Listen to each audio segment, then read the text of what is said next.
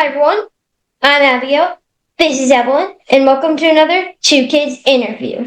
Today we are joined by Kyra Belle Johnson and Fergie Philippe. Except I know them as Beauty and the Beast. Miss Johnson plays Belle on the national tour, and Mr. Philippe plays the Beast. That is correct. Ms. Johnson also did the national tour of Mamma Mia as Sophie, and Mr. Philippe spent 3 years on Broadway in Hamilton playing Hercules Mulligan and James Madison. Thank you so much for being with us today. Thank you. Our pleasure. Beauty and the Beast was on Broadway for 13 years, but has never been revived after it ended in 2007. Its last national tour before this one was 25 years ago. What's it like to bring these iconic characters and this classic Disney story to life for a new generation? Do you want to take it, Ferg? Is that me? I think something that me and Kyra have talked about a lot is that because the original Broadway production was on Broadway for so long, there are so many people who probably saw it on Broadway or probably even saw the movie in theaters or saw it in a national tour who now have their own kids and they're bringing their kids to see our show. And so, we're able to pass this story along as generations continue to move forward. And I think that is kind of the crux of what Disney loves to do, is to tell stories that not only the whole family can enjoy, but it's that multiple families can enjoy for many years to come. And so it's actually been really exciting to be able to bring these characters back to life. Kyra, you played 2 gigantic leads on national tours, and I'm sure you will be leading a Broadway show next. Fergie, you've spent 3 years on Broadway and maybe the biggest show ever. What is each of your dream roles you'd want to play on Broadway? Oh boy.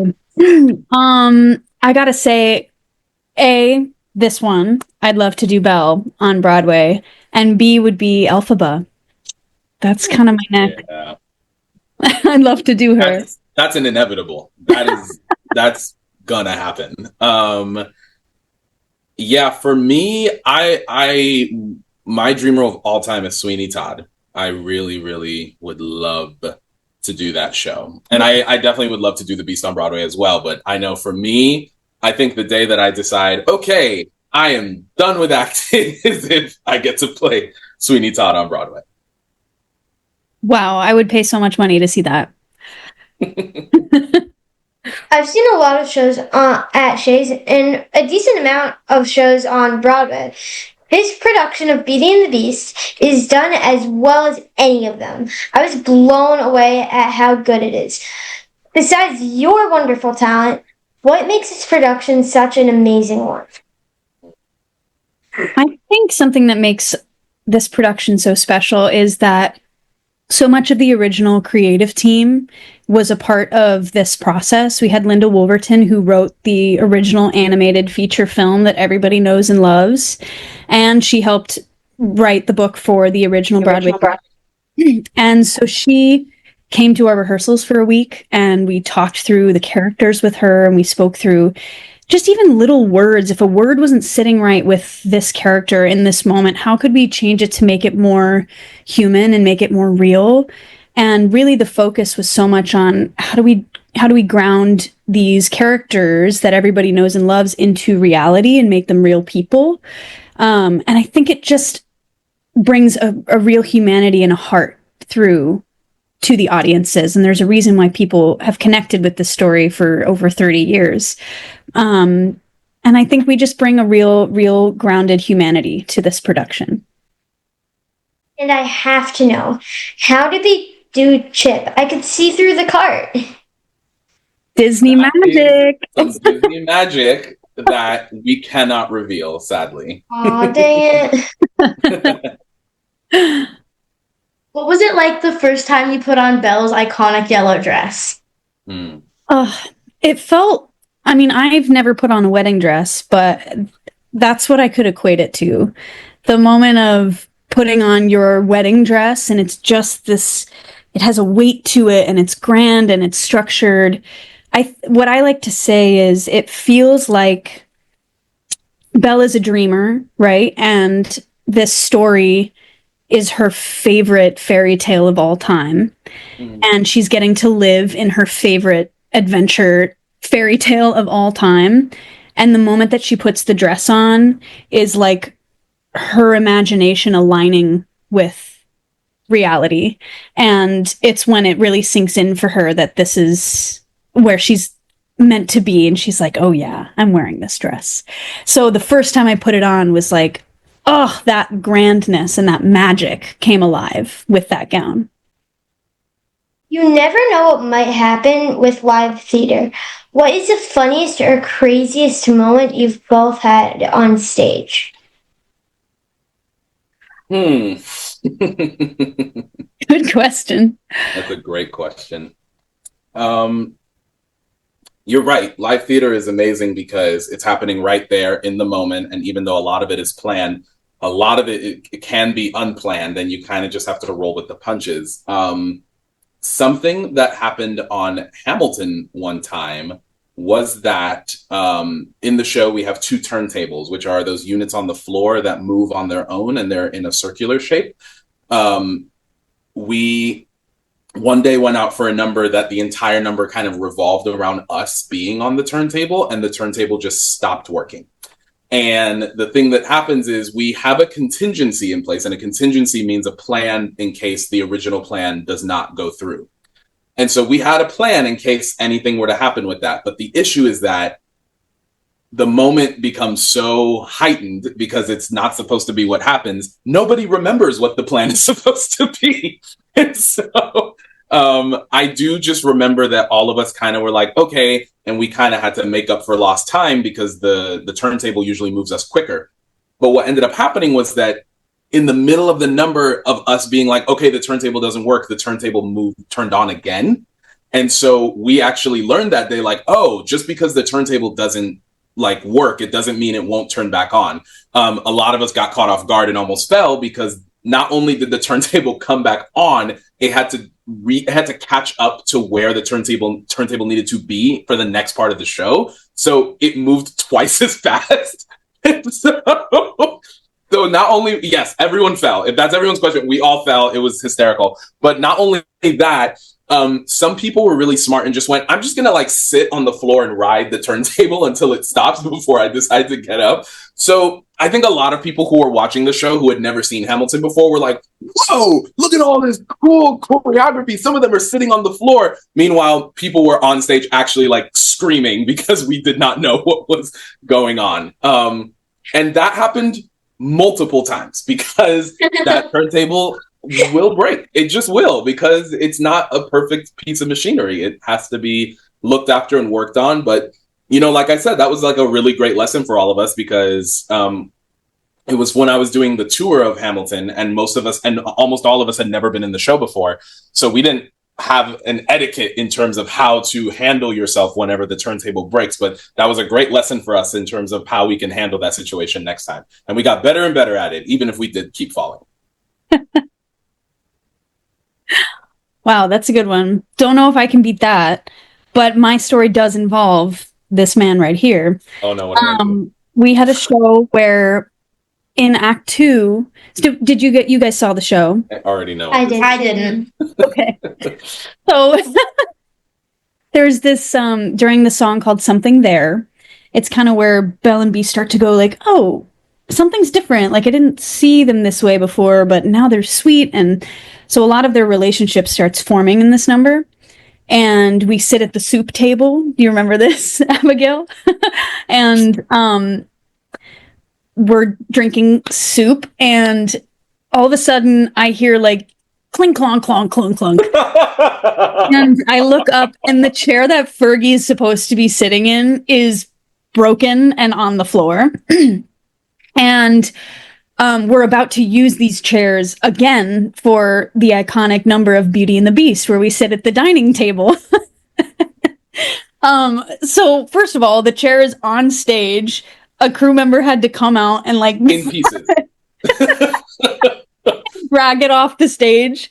Meanwhile, Fergie is singing. I'm singing my verse while there are crew members on stage, like trying to find all the missing pieces. And you said, I'll just ignore I'll just ignore. lyrics, and he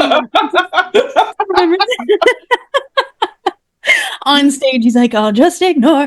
And then, so for Beauty and the Beast, he just didn't have a chair. So I sat down, and he walked across the stage and does his march, and he goes and just stands on the other end of the and we do our cheers with our champagne glasses, and he's standing up. I'm sitting down.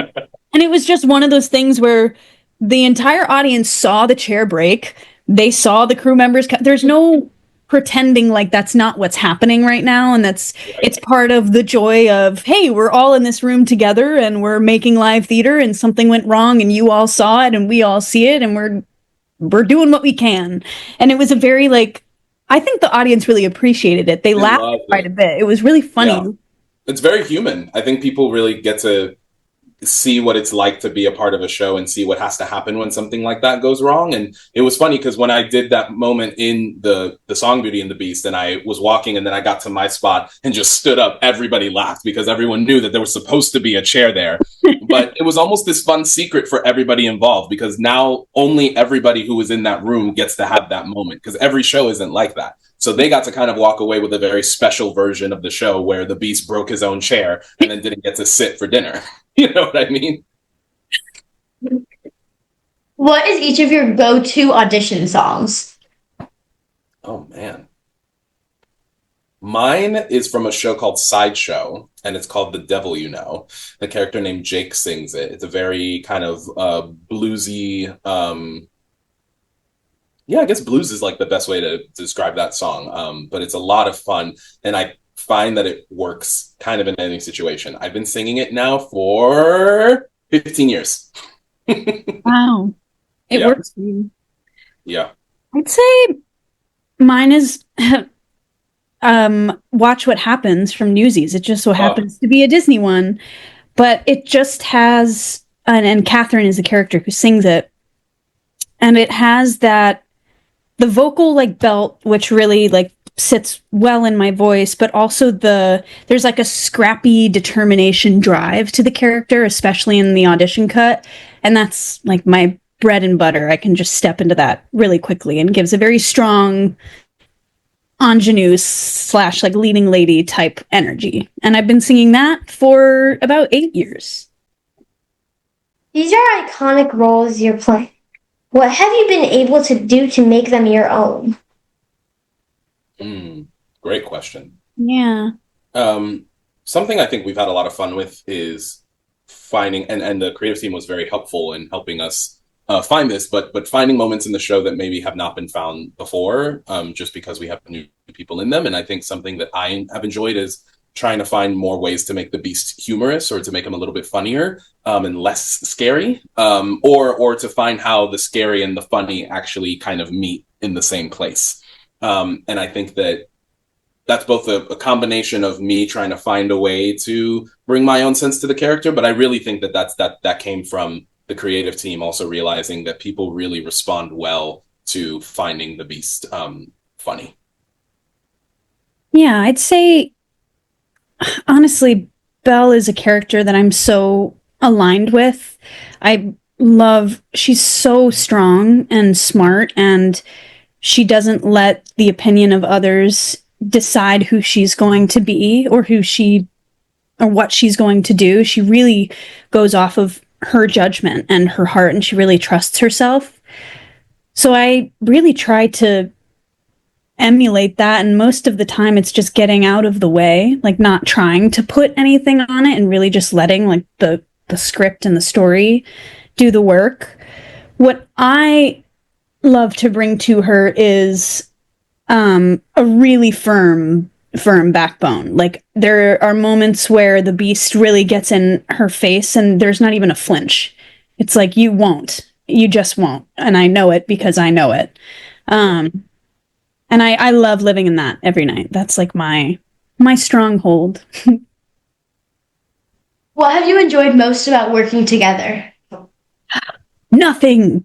Yeah, I was gonna beat me to it. No, I love Fergie. Yeah, I love me some Kyra. I think we both had a couple days when we came back. We after Buffalo, we had a week off, and then we came back and we're in North Carolina right now. And we had a couple days where we missed each other, where I was out and she was out. And so when I went home that night, my girlfriend called and she was like, "Oh, tonight was your first show back with Kyra. Like, how was it being back?" And immediately I just started laughing. Like all I did was I just started laughing, because I think me and Kyra have so much fun together, just like as people, but like especially in our characters. Like we have really found this like really playful spot. And I think that that's something that we kind of figured out about each other pretty quickly, is that like I think in order for us to play the parts that we play, like the joy and the playfulness is really important. And so she and I make each other laugh a lot. And I think that and I don't even think we do it intentionally. Like I just think it happens that way. But we genuinely enjoy each other. And I'll speak from my end. I have such a high regard for Fergie, and I respect his expertise in this industry, and he is a person I can really go to, and I will listen to his advice on life things, on industry things. And so I really enjoy having such a sturdy partner that I get to look in the eyes of every night. And if something goes wrong on stage, like a theater thing happens or a line gets dropped, I know that I'm in good hands, because there's just this trust between the two of us. And it's respect and trust. I respect and trust you, Fergie. Oh my gosh, can you record that so that I can play it later? It's going to be on YouTube. Yeah, that's right. You're right. Thank you so much. I'll refer to this clip whenever she's being mean to me. No, I feel the same way about Kyra. I think that when you're in a position to be the leads of shows,